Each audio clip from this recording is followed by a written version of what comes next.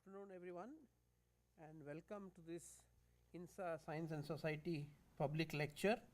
The topic, as you know, is communicating science with public and policy makers. The speaker is Professor D. Balasubramanian. We are delighted and privileged to have him speak to us.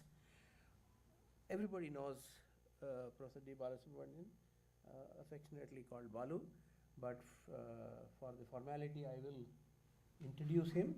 We are also recording this lecture, and we are hoping that many people, many students will listen to these lectures, because we are putting all these lectures on YouTube. And for that audience, I will formally introduce Professor Balasubramanian. Professor Dorairajan Balasubramanian, born in 1939, received his BSc from Presidency College, Madras, MSc from Birla College, Pilani, and PhD in chemistry from Columbia University, New York. He did postdoctoral research in protein chemistry at the University of Minnesota Medical School. He returned to India in 1967 and joined as faculty member in the Department of Chemistry, Indian Institute of Technology, Kanpur. He then moved to the University of Hyderabad as professor of chemistry in 1977. And then in 1982, he moved to the Center for Cellular and Molecular Biology, where he was deputy director and later director of CCMB. And he then left CCMB to join L.V. Prasad Eye Research Institute as its director of research, a position which he continues to hold. Professor Balasubramanian's research is focused on peptides, proteins, and membrane structure, biochemistry and cell biology of the eye, particularly on cataract and glaucoma. He has published over 200 research papers and has mentored 24 PhD students. He is on the editorial board of many national and international journals. And as most of us know him, besides his significant contributions to chemistry, to biochemistry, he is extremely active in what is nowadays called public understanding of science.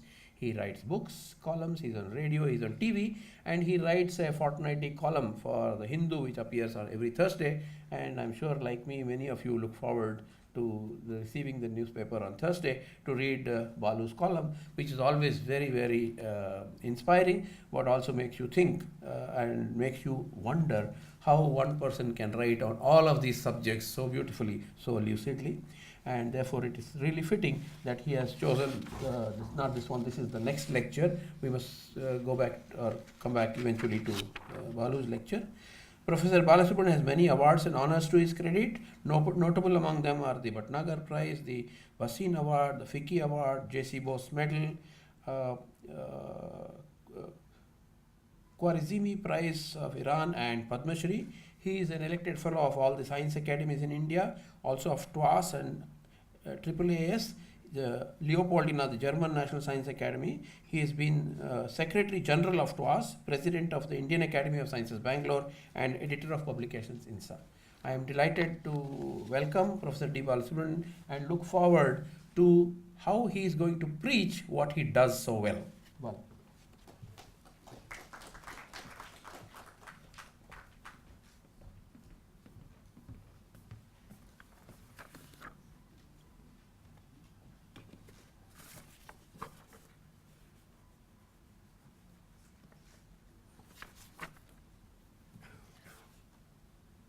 Thank you, Mr. Gadakar. I was asked to speak on communicating science with the public and with the policy makers. Really, I think I'm preaching to the choir here, because I see a very large number of people who have done it exceptionally well. And so what I'm going to talk about essentially is one where we look at the historical perspective of it, what stares before us when we talk about science, on the one hand to society, and then also to the new word that I have learned is stakeholders. The other stakeholder who are industry and commercial enterprises, and then of course clearly the governmental policies and so on. Indeed, the interaction between scientists and society at large, if you look at it, has gone through distinct stages of development and evolution and engagement. Very early on, science was not even called science, it was essentially natural philosophy. It was practiced by groups who actually retired away from society at large into monasteries, into academies, and so on, and discussing among themselves things like nature of things, reason, truth, the meaning of life, heaven and earth, and such recondite themes actually. They were scholars, whether they were from India, the Upanishadic dialogues, or the Greek symposia. Incidentally, symposia is a very nice word. It really means, come, let's drink together and talk. Something we're not doing here, I think. And likewise in China, Middle East.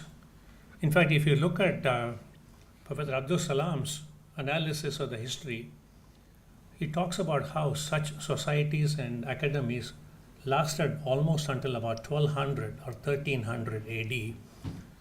And at that time, as the turn of the millennium, the height of intellectual fervor was actually in places like Uzbekistan, in Bukhara, Tashkent, and so on. And there was a lot of give and take between scholars there and between scholars from the Middle East, India, China, and so forth.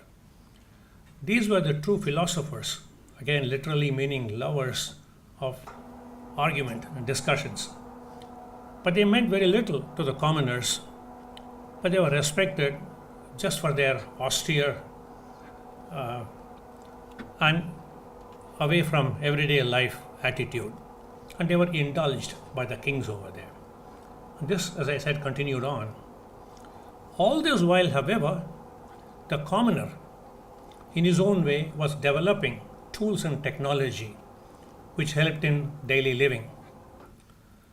It could be as simple or as revolutionary as taming fire, making tools, the wheel, starting agriculture, and so on. Pretty much heuristic in its nature.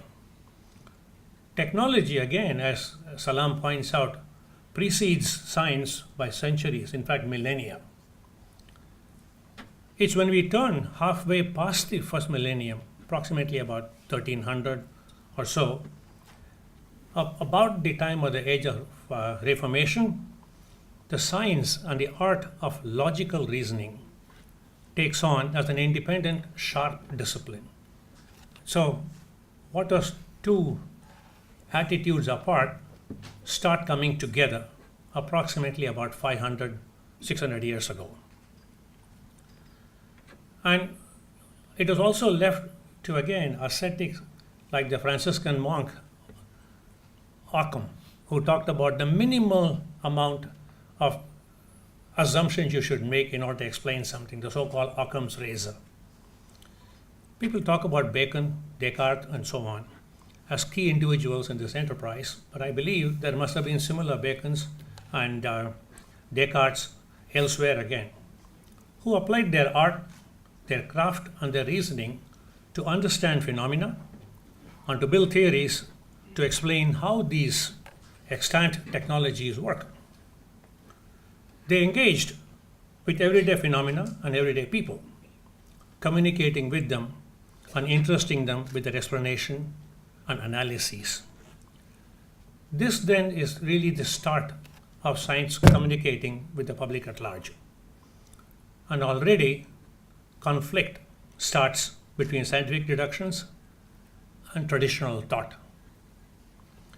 When Galileo explained how a heavy ball and a light ball, both dropped from the Tower of Pisa, hit the ground at the same time, that was understood and appreciated. When we talked about the heliocentric universe, it went against traditional knowledge, certainly the book-given knowledge, and he had to pay for his life at that time. But even at death, he did say, "Eppur se muove," and yet it moves. And science did move after Galileo, despite the church, as we progress beyond to the 16th and 17th centuries. All this unease apart, popularization of science and its concepts and applications began flourishing. In England, the famous Royal Society gets started, and begins flourishing. Elsewhere in Europe, similar academies and scholarly societies get initiated through royal decrees, and science starts capturing the imagination of at least the landed gentry.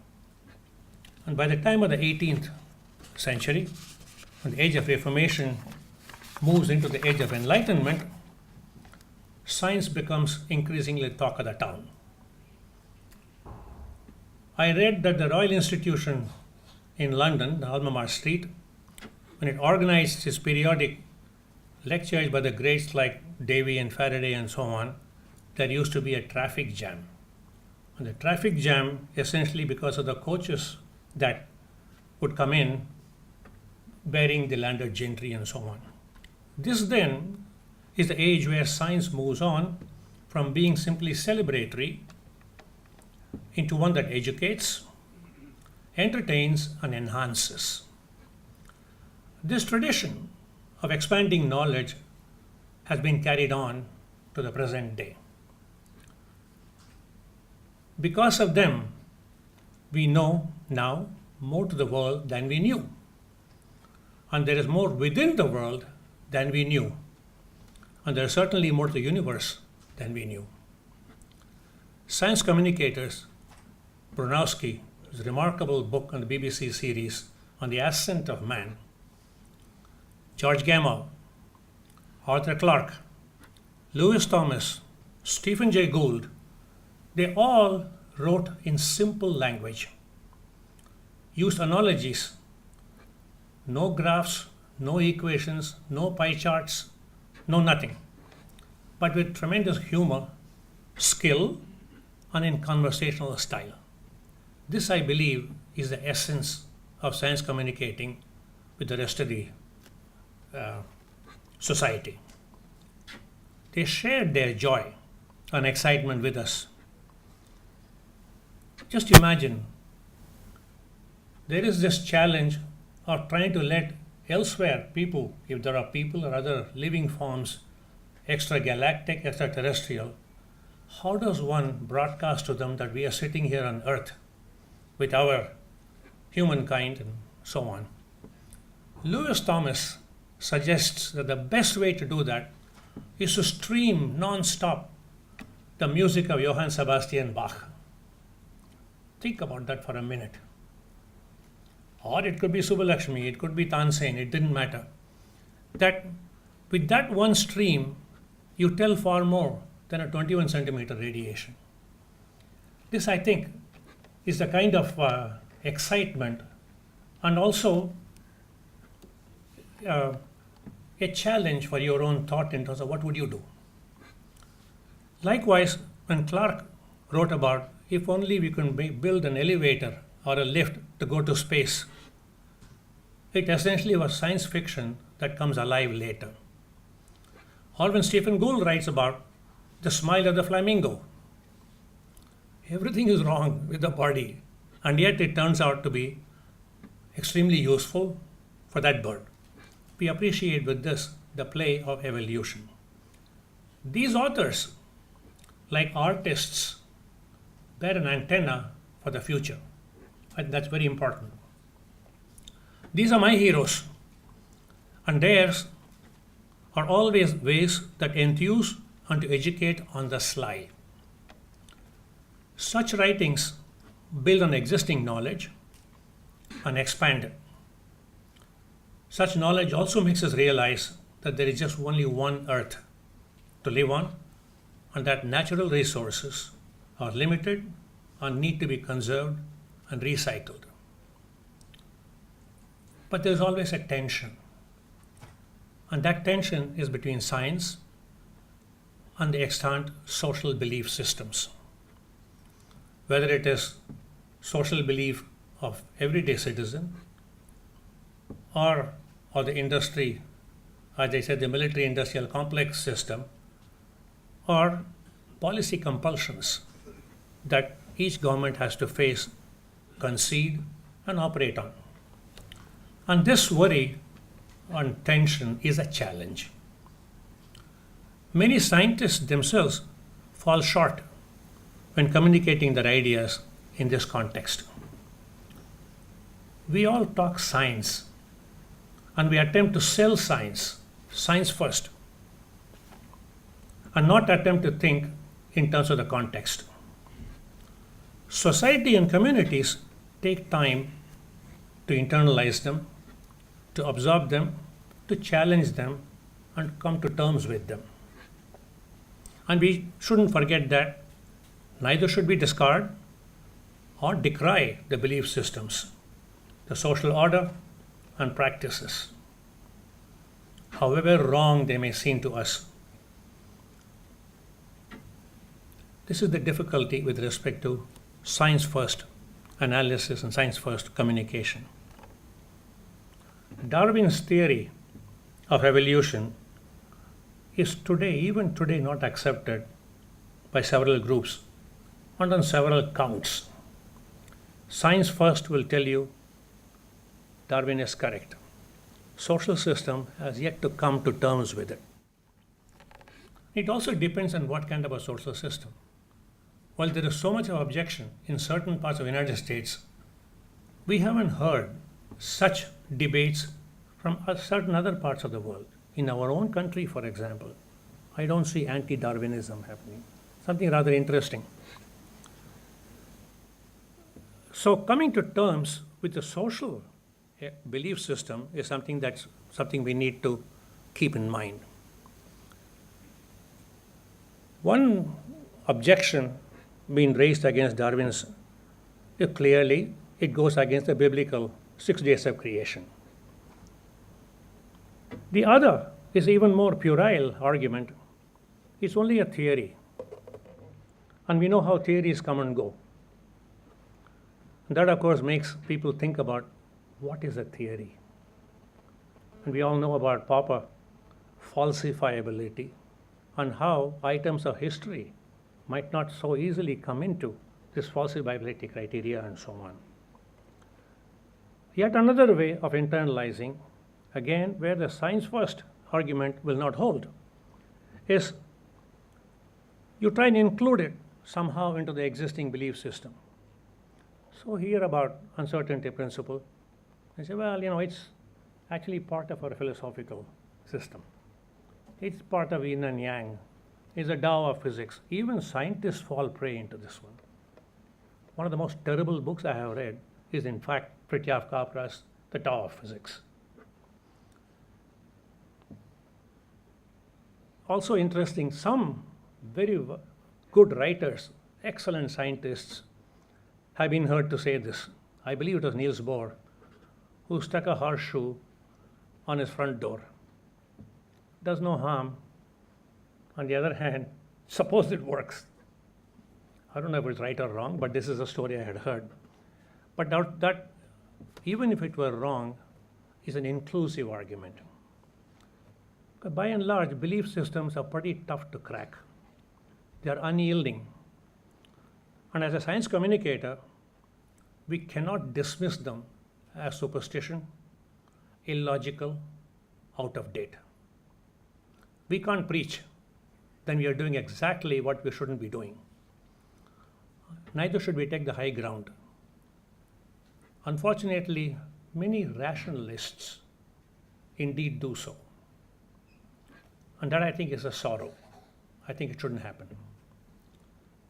We, I think, should learn to take these issues deftly, not make fun of superstitions, or attempt to dialogue, not diatribe, nor deride.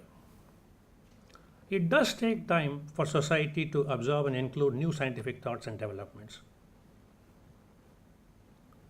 The Ganesha statue drinks milk.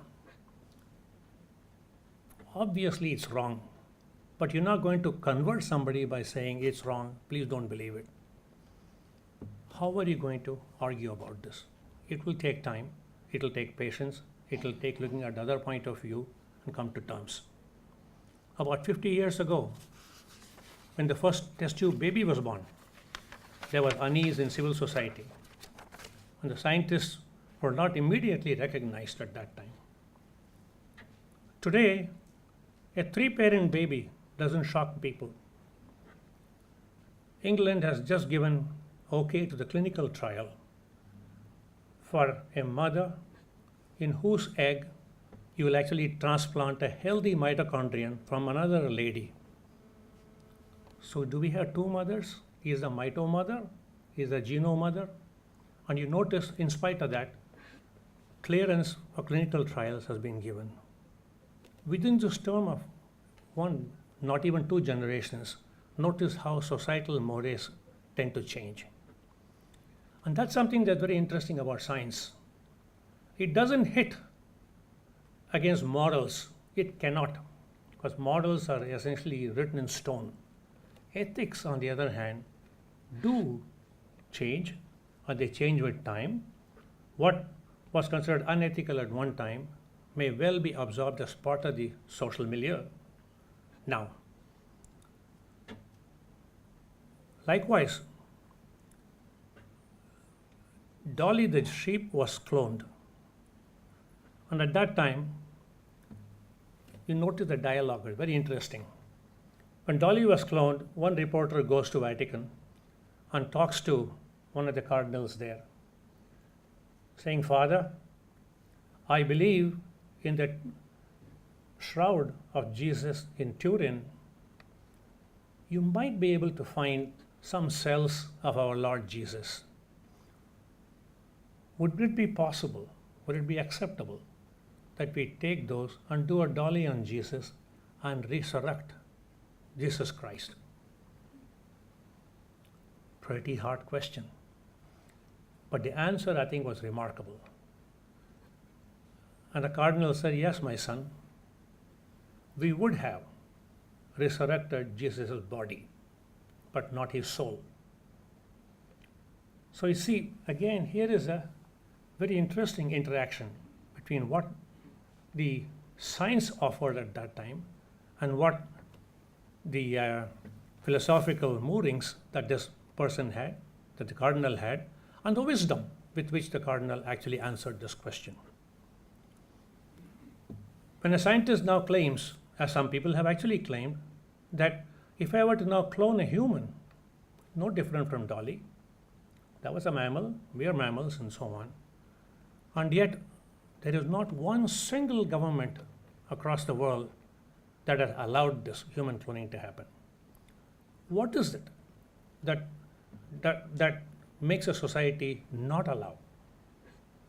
I think these are the contexts, these are the canvas against which, or including which, we are making our argument, because notice developments in science and technology move really at the speed of a gazelle, while societal and legal systems move pretty much at a glacial speed.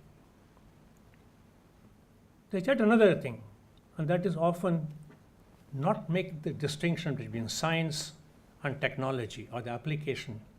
More often than not, all shouting happens more against technology and what it has wrought than science alone. Historically speaking, science began not only to explain, but to apply its principles to invent, innovate materials, develop new technologies, application to daily life, and to help society through such inventions and technologies. From explaining how technical materials work, science now develops technology based on its laws and principles. Again, I think this point was made by Freeman Dyson. Technology came first, then science. And now, again, technology has taken over. We are still trying to figure out what the science behind some of these new applications are, whether it is nanoparticles, whether it is whatever.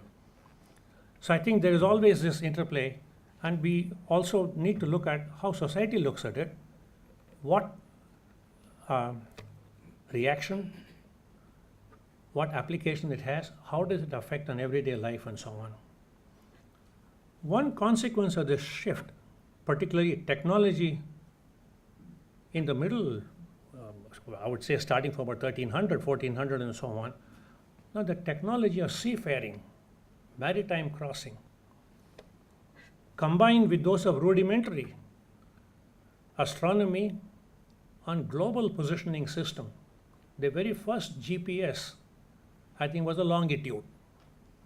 And many of you might remember that wonderful book on the longitude, where thousands of pounds were given as prize for one who would say, which would you hold as a longitude? And using that, how would you go around the earth so you'll all the time know your own GPS using the stars and the longitude. Using that, it became possible, in addition to other technologies, swords, the Damascus steel is something that everybody even now tries to understand what the composition is and so on, gunpowder and guns, and that started the conquest and colonization of a significant part of the world by the technologically adept people of that time. And the technologies they developed and used spread across the world. The Industrial Revolution was even more of an advancement of this kind of a technology. It was born and bred thanks to this. Technology clearly had helped people to live better with less drudgery, be it the steam engine, electricity and appliances, chemicals, pesticides, fertilizers, detergents, whatever you have. But they were all adopted with gay abandon. Manufacture changed the whole picture. Before the Industrial Revolution, manufacture was really a collective affair. It included a very large number of households, rural households, and skilled craftsmen, artisans, household manufacturing. That gave way with the advent of private companies and new machinery and assembly line automation, which replaced manpower remarkably. This conflict continues on even today. This time it's not between science and society alone, but the effects of commercial manufacturing interests and capitalism on the lives of people, animals, and plants. Look back for a moment about Mahatma Gandhi and the spinning wheel and khadi. It's a statement, it's a political statement, it's a livelihood statement that he made with such effective simplicity. So are we against science or against technological tyranny? This is the question that is constantly confronting us. Much of the current day controversies across the world is not necessarily always against science, but against the effects of technology on the lives of people and other living beings. On the one hand is objection to Darwin at the belief level, but doesn't hit your stomach. Whereas objection to cotton mills comes from Gandhiji and the spinning wheel at the level of livelihood of people. Manufacture and large-scale production of labor-saving and comfort materials started in Europe and the UK. Degradation of the environment also started. Recall Rachel Carson. Nobody knew her. And her book comes out in 1962, The Silent Spring, where she not only noted that the birds sang less and less, but also the Ohio River was frothing with soap. The chemical industry lashed out against it with great fury. At long last, good sense prevailed and controls were set in place, albeit half-heartedly, and the Environment Protection Agency was born, essentially to restrict such runoffs and attempt to establish a sort of a compromise between economic development and environmental protection. We are right in the middle of this in this country today. Yet another thing that I think we need to keep in mind in communicating science and technology with society at large is the scale of things. It is a scale of the thing. Science, on one hand, deals with astronomical dimensions, and on the other, with subatomic scales. You talk about light years, and then you talk about femtosecond and picosecond and subseconds of various kinds and so on. And that also tells with respect to public understanding of science in a variety of ways. What Newton explained to the world was easier to grasp.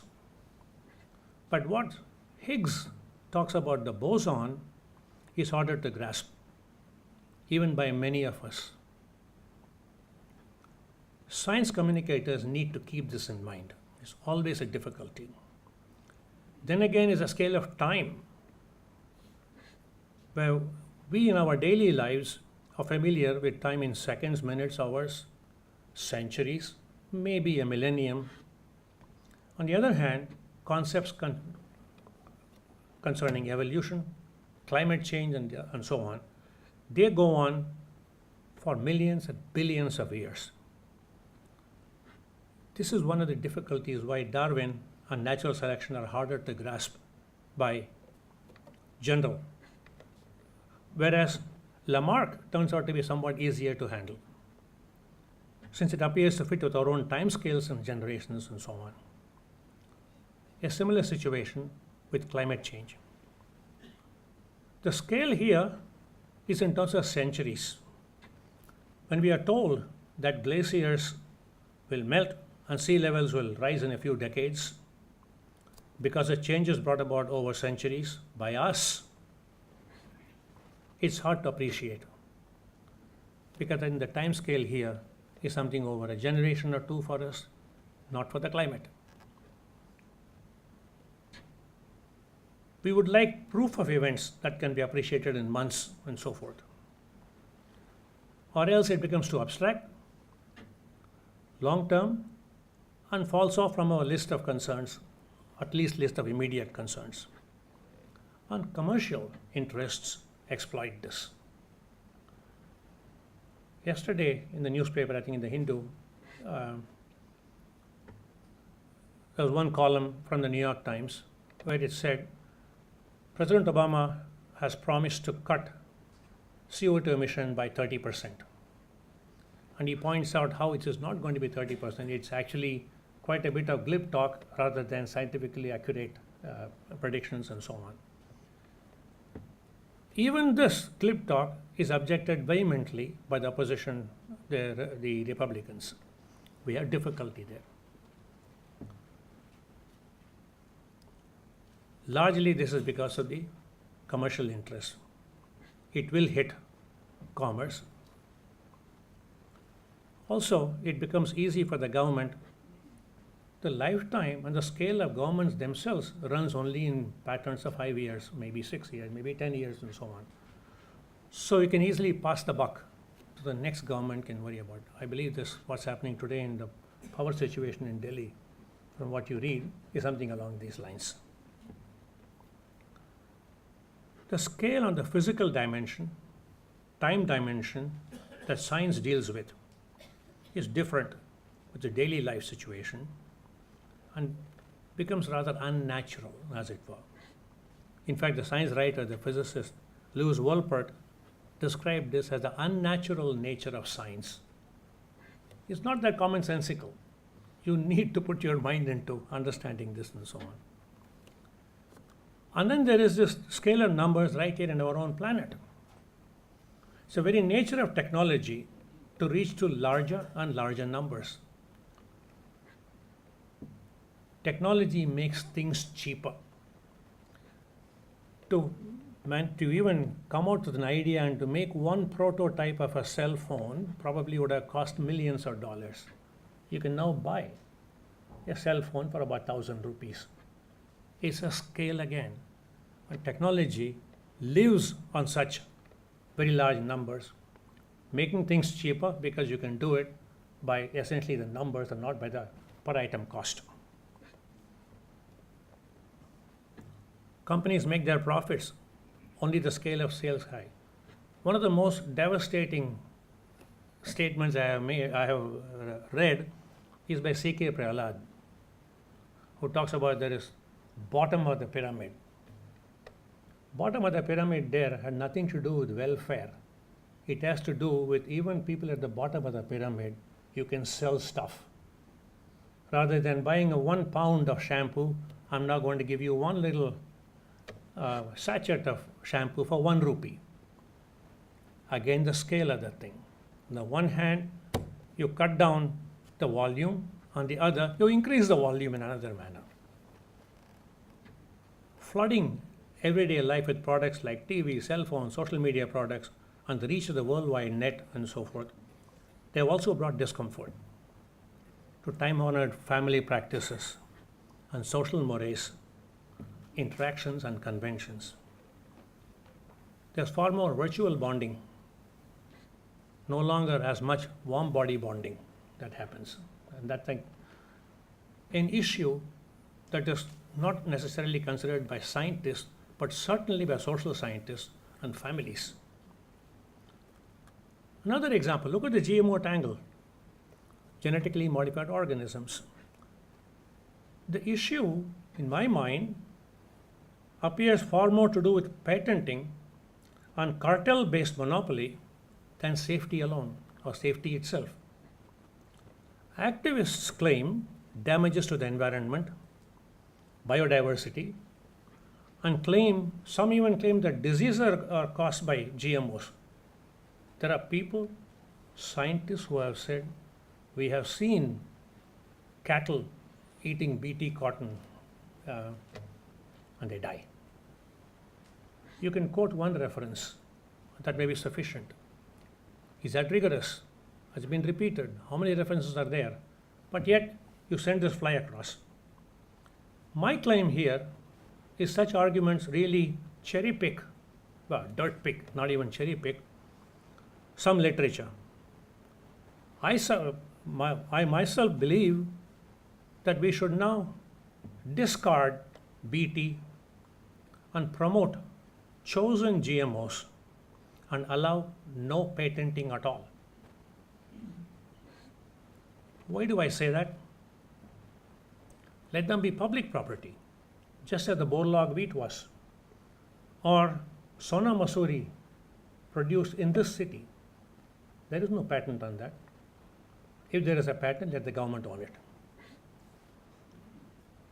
And the Nobelist, Richard Roberts, just a couple of weeks ago, goes all the way to the other extreme to say, with respect to the golden rice, the rice with vitamin A put in there, the vision protecting vitamin A. And he says that countries where it has been banned, what we should be doing, these countries should be sued for manslaughter. I mean, imagine the strength or the veracity of the argument, or the ferocity as well of the argument. Extreme arguments have held forth so far, and a dialogue, again not a diatribe, is vital for the food safety of billions in an ever-shrinking arable land across the globe. How long are we going to keep on talking about GMO is good, GMO is bad, and so on? There must be a resolution, a reconciliation. And that's very important. And here, particularly the dialogue between science experts, science communicators, and society at large is fundamental. How then do we communicate today with the public and policymakers against this backdrop? Notice the other side of the table is really societal beliefs and social mores, commercial interests, policy planning. The government wants to do whatever it can at best. If it is truly a welfare government, they will certainly worry about all these. But what we need to do in these, it's a tough task. It needs an understanding of the state of mind, the nuances that come in the argument, the plus and minus of every new development. Society has awakened. In fact, more than society, the civil activists who occasionally throw the baby with the bathwater. We need to look at what baby and what kind of bathwater. This morning I just saw, I don't remember which newspaper it is, the Intelligence Bureau of this country seems to have said that the Greenpeace movement is a severe economic burden on India, should be treated with the same level of worry and, well, leave it alone. Essentially anti-national, because it hits against power plants, nuclear plants, and so on. And they want to ask the Greenpeace representative in India to answer specific questions. This, I think, is somewhat worrisome. On the one hand, you have civic activists. On the other, you have this kind of an argument. So where is the baby? Where is the bathwater? We need to really worry about. Therefore, communicators cannot communicate in such an adiabatic fashion. It cannot be science first. We should advocate, educate, entertain, share experiences, and criticize when needed. Above all, a science communicator cannot preach or take the high ground, but treat the other party as an interested, equal party. Context is fundamentally important. We need to realize whether these anti-science ideas or policies come due to threatening long-held beliefs and religious ideas, or political interests, or commercial pressures. These three sit on opposite sides of the table. Science communication is an advocacy. It pitches science and technology as a desirable thing for our lives, for our health, environment, and long-term advantage. Yet, extolling or recommending it for human welfare has to take into account the following: language simplicity, the audience and its background, and the counterpoints, the vested interests, and any recommendation that ignores these will fail. Science-first based advice is inadequate, just as vested interest based ones are. What then would I advocate? More science in the use of our daily lives. That's the rational thing to do. I advocate GM food. I advocate vaccines and health practices, cutting greenhouse emissions, and attempts to strike a mutual balance between environment and development. Always a tussle. Madhav Gadgil is correct. Kasturi Rangan is well-meaning. How are you going to bring these two together? What should be the governmental policy or step in this? They are not arguing as enemies. They are putting together 2 points of view, both of which must be heard. And it is the job. It's a tussle. It's a compromise. But with this balance in mind, we can attempt to have a set of people who should eat their stomachs full, enjoy their lives, sing their songs, dance their steps, live long and healthy lives, and leave the place safe and healthy for their children, grandchildren, great-grandchildren, and so on. Prayer and philosophy will not do. Science and rationalism are needed. And for this, we need to engage the community and their rulers on mutually understandable and acceptable terms. Not an easy job, but not one that we can shirk away from. Thank you.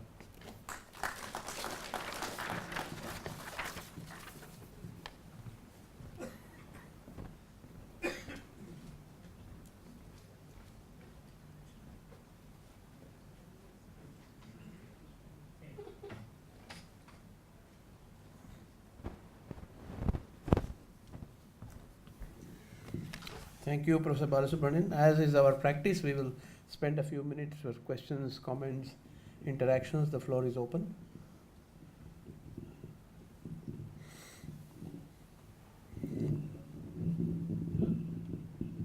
Thank you very much for your enlightened speech. Myself is Umesh Prasad Singh, an ex-student of the University of Calcutta. My mind was arrested when you said about the natural philosophy. I came across this word in Francis Bacon's The Advancement of Learning, the very famous essay with respect to communication with science and technology. Sir, I would like to know that in this connection, the positioning system which you mentioned, the communication of science is very important to inculcate the spirit of values. Will you please elucidate in this connectivity? Thank you for your attention.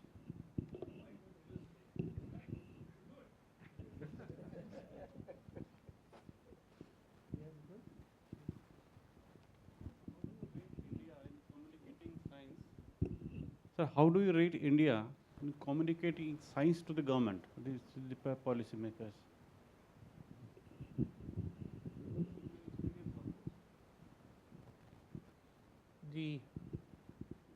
I looked at the statements of the Scientific Advisory Committee to the Cabinet, Advisory Committee to the Prime Minister. There are two such advisory committees. What they say in each one, leave alone technical details. By and large, the tradition of using science and technology, remember this, we became independent about 1947. Along with us, about 80 other countries became independent. We chose to make friends with science. We actually use science and technology for national benefit. This has continued on. The advice that is given might vary from time to time depending on what progress we have made, what progress we have lost out on, and so on. But by and large, that there is a commitment to the government that policies are suggested. If you go decade by decade, you will notice in each one decade some new development based on suggestions made by scientists, whether it is advisory group or going and simply biting your ear and so on. It has happened. It has happened in the case of atomic energy, space, biotechnology. I mean, imagine new ways of looking at, for example, agriculture, water resources, and so on. So the dialogue that has gone on, the advice that has been given, which has been received, I would imagine is quite satisfactory. Not as satisfactory as I would have liked it. But again, look at the circumstances. When we keep on saying, please put 2% of GDP on science and technology, because others are doing 3%, 4%, and so on, we have grown only from about 0.8 on to about 1 or 2. What the government should actually be doing, and this has been suggested time and again, both by the advisory committee to the Prime Minister and to the Cabinet, is involve private foundations, involve private money. It has not happened as well. Because when we say 2%, we only talk about 2% from the government money and so on. And in spite of what is said in the position papers and so on, India is one country where I'm yet to see even one private foundation supporting R&D. That would be useful. But by and large, I think what they have done is, I think, exemplary. Because without that, you wouldn't have had this kind of a progress.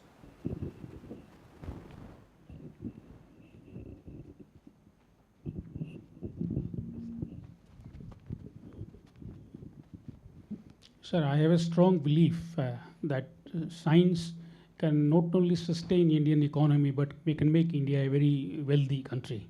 What do you think there are 3 reasons that we are not able to do it? And what 3 reasons you will suggest that the brilliant people, students, they come to science and realize the dreams of masses in India? Thank you very much.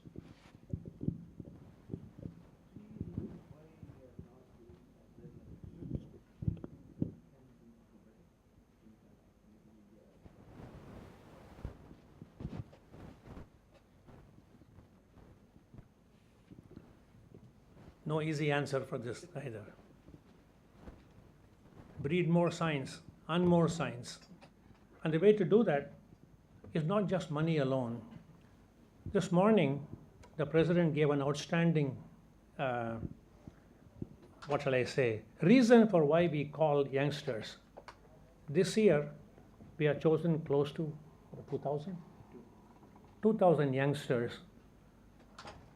to come and work at various institutions, scientific institutions across the country. We pay for their travel, we pay for their staying there for 2 months and so on.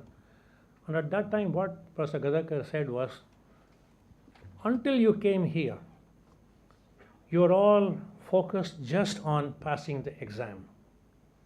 You looked at, there are 10 things I should know. Let me decide which one of the 10s I'm very weak at. I'll drop it. Which one I'm very good at, and I'll focus on that, because then I'll be able to get very good marks and so on. I'll have achieved what I wanted to achieve. When you move in here, in a science laboratory, in a research, it's exactly the opposite. I want to find out something new, and I'm going to try it about 10 times. I'm willing to fail 9 times. In the first instance of an examination, is no matter what, I'll pass. In the research thing, it's in exactly the other side of the coin. And so one of the things that's really done by this summer program is to also inculcate this idea that I'm going to start doing something very new, discover something new, invent something new, and in doing that, my mindset will be quite the opposite of what the examination thing is. You need that.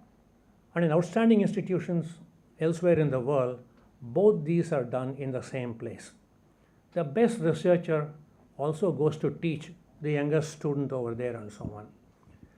So I think ideas of this kind, where you actually breed more and more such groups by agencies like the academies and so on, and notice the government is supporting this. So I think there must be a situation of let 100 more flowers blossom. That I think is very important. There are no shortcut to it. It's a long haul. But I think it's one that certainly can be done. Maybe we should even, and notice this program called Inspire that DST started is yet another such. Indian science will improve not just because science teaching will be very good, but science research must flourish all over. And that's something people like us should take. And the amount of money that is required for that, I think we should go and certainly argue for that. It's a long-term proposition. Everybody, with some care, I make some remarks. I hope they are taken in the spirit. It is a warm-bodied talk where you warned us, cautioned us against overuse of gadgets, mobiles. At the same time, you candidly supported some causes on a public platform. For example, you gave your opinion about the GM cotton, yet you cautioned on some Greenpeace movements and supported other foods. I think your suggestion, which was given at the back of the book by Stephen Hawking, the editor said more than one mathematical equation will reduce the sales of the book by half. Only one mathematical equation was allowed by the editor that we know is E is equal to mc square. Sir, I know you wrote a piece, and I want you to briefly comment. This is not exactly within the purview of this talk, but not exactly too far away. You wrote a piece entitled appropriately, "The Prize Which Missed the Man." The prize which missed the man. Would you like to comment? In the context of the previous question as well. That was really more about the late Professor G. N. Ramachandran, where, I still feel very strongly that he got cheated out. I may be wrong, but what he attempted to do between the years 1950 to about 1970 was something so truly remarkable, so novel, and yet one that included all aspects of, at that time, what is known as experimental and theoretical biochemistry. To be able to come out with a set of just 2 angles as a chain moves, and I'm going to describe the essentially, in that case, three-dimensional geometry of the chain by talking about two dihedral angles. Putting together in that, it's almost like a cryptogram, like what you see in the every day when you look at the weather picture. Same way, on the two axes, you put one dihedral angle and the other dihedral angle, and say what is possible, what is not allowed, which is interesting. To this day, when we have about 30,000 protein crystals are available, not one of them has gone outside the Ramachandran limit. So now, this is one of those truly remarkable before digital computers came. It was a Wang calculator which Ramakrishnan and Sasishekaran and so on did their calculations and so on. But I think it was the flight of mind. It was an analysis that I think, so the sorrow there is that something, not because he is an Indian, not because he is another South Indian and so on, but because here is one which truly a remarkable getting together of a very large number of parameters and yet bring them down into the essentials. That I think was very important. And therefore, I think it's the prize that missed him, not that he missed the prize. I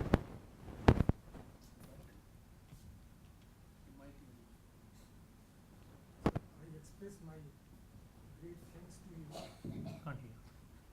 respect to you, but I'm going to be outspoken, kindly allow me. And don't consider it that I want to disrespect you. I'm starting with a positive note, but I'm coming to a very highly negative outlook, because you have said so many things which are against science. You have said that we are talking about GM thing without any scientific basis. You are not talking about, I have not heard the first part of your talk, but the later part showed me that you have taken out the first part from the beautiful world of science, and the second part you have taken it as if we don't know anything. I mean, you are saying that you want peace, you want prayer, everything is nonsense. This is what I have written down, what you have told us. And you were against the Greenpeace.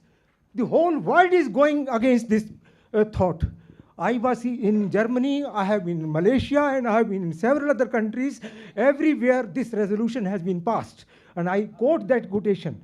That is this is known as 2008 Declaration of Dresden. Dresden means Germany. And Dresden, we have IVU conference, International Vegetarian Union Congress. And there, this resolution was passed. What was the resolution? No country of the world should slaughter its living creatures on any pretext. And the whole scientific community does not care what India is doing. After every 2 hours, we are opening one slaughterhouse. And our children are dying, encephalitis. Our whole TV is showing how many children are dying because of encephalitis. Is it because of some virus? It is because of the killing of animals and the viruses which are coming out of it. And then Gorakhpur and West Bengal, so many children have died, and we say we are doing very well. What we are doing, we are not able to save our children. So what I'm requesting you, let us be scientific and think it out, that if you don't understand Higgs boson, that means you have not read it. Kindly allow somebody else to explain you. Higgs boson is one of the greatest discoveries which man has made, and it has proved that nociceptons are coming, and the mass is exactly the same what we were inferring. 7 Hertz cycles which were communicating with an infinite way, that has also become possible. We have calculated its mass. If you don't understand, it's all right. We have a very high regard because we see so many articles coming from you, but your lecture was, as my colleague has said, was half this way and half that way. If you are able to reach to the Prime Minister, we are not able to reach. We are also having big schemes coming up. We want to save this world, not India. We are interested in starting agriculture on the surface of the moon. And we have given this discussion several times. Nobody gives us any money. If I go and take the poor children to get education in science, they have removed the field of science. Do you understand what is happening in Delhi? They say everybody should take up commerce and economics. Science no more needed. I teach the children from the very beginning up to PhD and DSc, and therefore I have got a right to explain to you that the things are not in order. Our Prime Minister, when he came, he said that I'm against the pink revolution. You have heard about pink revolution? I think you understand much more than me. Now the question is, when he becomes the Prime Minister, he does not talk about the killing of animals at all. Do you think by killing of animals, by taking the lives of the fisheries, we shall be able to do? We all know that fisheries have been ruined, and the whole thing has come. We know that is the name is big fish, which we have eaten, and at least 4 big episodes have come because of the eating of these poisons which are coming Sir, from there. I So I appreciate- request you to kindly give a calculated way so that everybody appreciates you as a great scientist. Thank you very much. Thank you. The argument was not that people need not understand the Higgs boson. The argument was understanding the Higgs boson must be done in a manner that doesn't necessarily involve all the equations, this, that, and so forth. One that explains it in a manner that existing scientific knowledge can be expanded. That was the idea. So my idea was not to say, let the people it's not necessary to understand Higgs boson. I think you got me wrong there, but I'm sorry. With respect to animal killing and so on, that was not those are specific issues I think we can discuss separately. But thank you.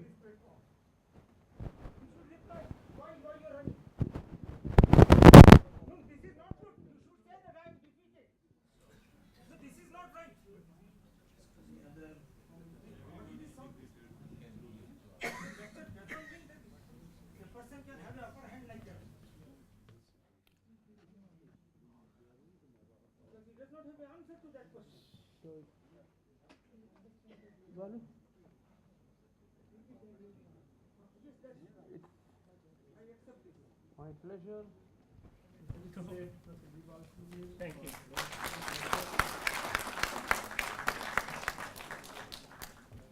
Thank you. I invite you all for a cup of tea outside.